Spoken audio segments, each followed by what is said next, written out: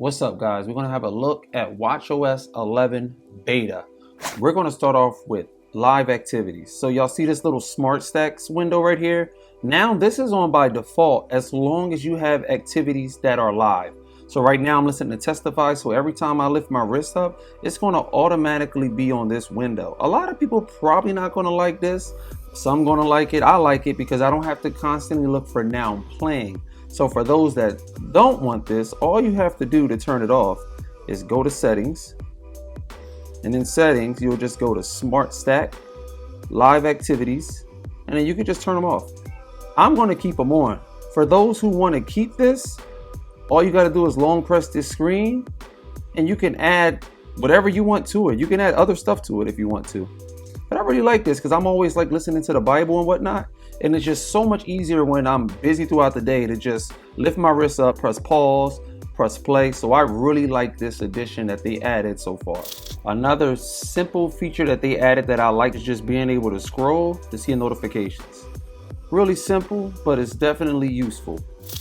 Now let's get to the translation app. I use this app all the time on my phone, so it's so clutch to have it on my watch. Please like, comment, and subscribe to my YouTube channel.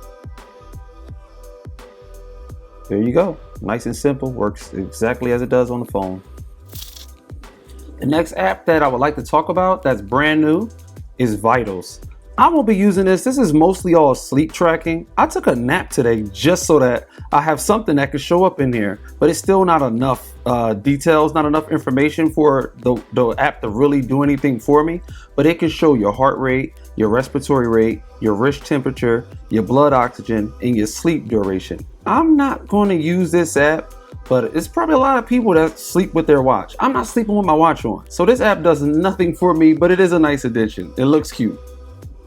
The next feature that they have added is the action button. If you long press it, you can change whatever actions that you want in there. So now that Translate app, that brand new app, is now in there.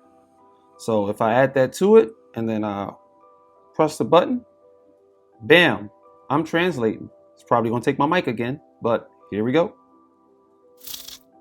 We also have a new Modular Face that corresponds with the Vitals app. You got your vitals, your training, you got your days, and you got your nights. See, it says 1 night out of 7 because I took that little nap. So you also have that for people that actually use that Vitals app. Another feature that they added is effort training. So if you go to any type of workout and you check out all your information, right?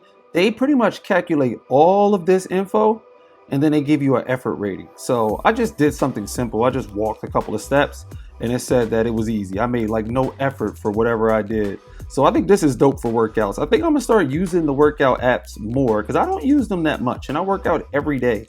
So I think that I'm gonna start using these features more because I like what they're adding and I think it might encourage me to work out even more. Another feature that I'm going to be using a lot is really simple, but it's clutch for me because I use timers all the time. Is if you scroll down here, you go to edit, you can pin timers now. So anything that I use a lot, say if I use a 27-minute timer all the time, boom, you just pin it right there and you always got that up there. So when you go here, it's already at the top. Now, the last feature on my list, I'm not sure if this is new or not. I already updated, so I can't go back and see if this is new, but I did notice. Y'all see the contact ID picture? Wherever I scroll in this text, that stays there.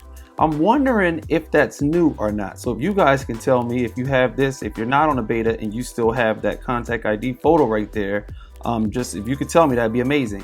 But that's all I got, y'all. That's it.